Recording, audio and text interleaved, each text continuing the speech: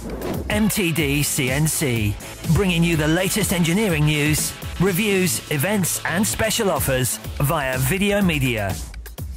I'm here at Hainbuch in their factory in Germany. I'm with Clemens and I'm with Thomas. I've got here a test it kit.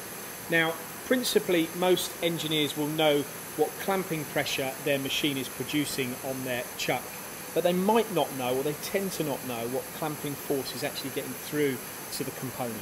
And that is what the test it kit is for. So I'm going to hand this to Thomas. He's going to put it in the machine and we're going to talk about how it works. Clemens, am I right? Is that really what the test it kit is for? Yes, it measures the radial clamping force. We're now doing this to see the difference between the static clamping force and the clamping force with rotating spindle. Okay, so would I be right as well in saying that if this is important if you're doing thin-walled components, or you just want to make sure the condition of your chuck is in prime condition? Yeah, always important. So the workpiece will not leave the chuck uncontrolled, and especially for thin-walled workpieces, since you can crush them. Okay, and when you're checking the condition of chuck, I mean, how often do engineers, I can bet that a lot of ours that are watching this don't check the condition of their chuck. And if there is a problem with clamping forces, does that mean that the component can fall out of the chuck in a machining process, or maybe you might not get the same surface finishes? What are the problems? All of them. So we now check every week in our own production the machine, the chucks on the machine.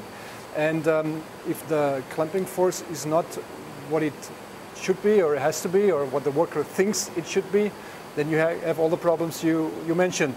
Bad surface quality, maybe not efficient production, maybe you could go faster but you don't know how, you're afraid, so you go slower, or the workpiece falls out and something is broken. And what could it be down to? What could the problems be down to? Just not greasing it, not looking after it?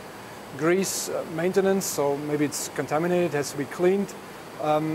We found a machine where the hydraulic unit was flawed, so the tube had a little hole in there, leakage was larger, so the pressure didn't reach the cylinder. So you're also, this will help you preserve the lifetime or the lifespan of your chuck or your clamping heads. Of course. Okay, so now what we're going to do is Thomas is going to run the machine from 1,000 RPM upwards, and we're going to have a look on the tablet, and Thomas is going to go from 1,000 RPM upwards in stages, and we're going to see the differences in clamping forces. So, yeah, now we are at 73 kilonewtons, so we lost 2 kilonewtons already on the first 1,000 RPM. Right.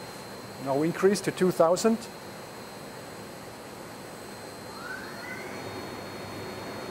$64.1 left. Right. So, and the loss is exponentially growing. Yeah. 3,000 RPM now. Okay, let's go to 4,000, which is the maximum of the chuck.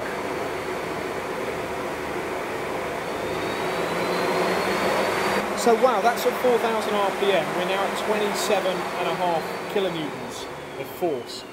So this has been on a 3-jaw chuck here. Now what we're going to do is change the 3-jaw, or Thomas is going to change the 3-jaw for a clamping head, and we're going to compare the results of the clamping force, which I'm assuming is going to be a lot better. They are different, yes. They're different. Okay, well let's do that. Thomas, if you want to change it over.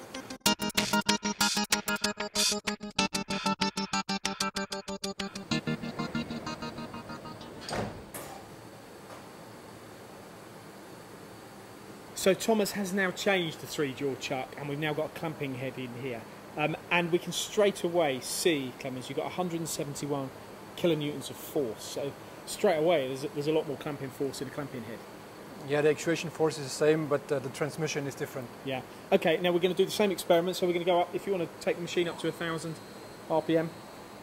We've lost very little there, in fact. Got very little, up to 2,000. And then up to 3.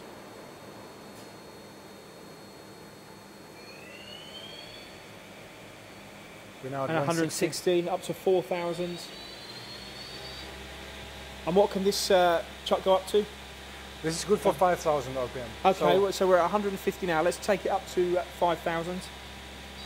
Let's see. You can already see we've lost a lot less clamping force using the clamping head. So where are we at? So we're at 138 kilonewtons at 5,000 RPM. So really, when you look, it's only just over 30 kilonewtons we've lost in that between 0 and 5,000 RPM. So it's a lot less than what we did on the 3-jaw. Exactly. Okay, that's a really good bit of kit. Brilliant. Thanks, Clemens. Thanks. For more videos, products and news, go to mtdcnc.com or follow MTD Online on Twitter.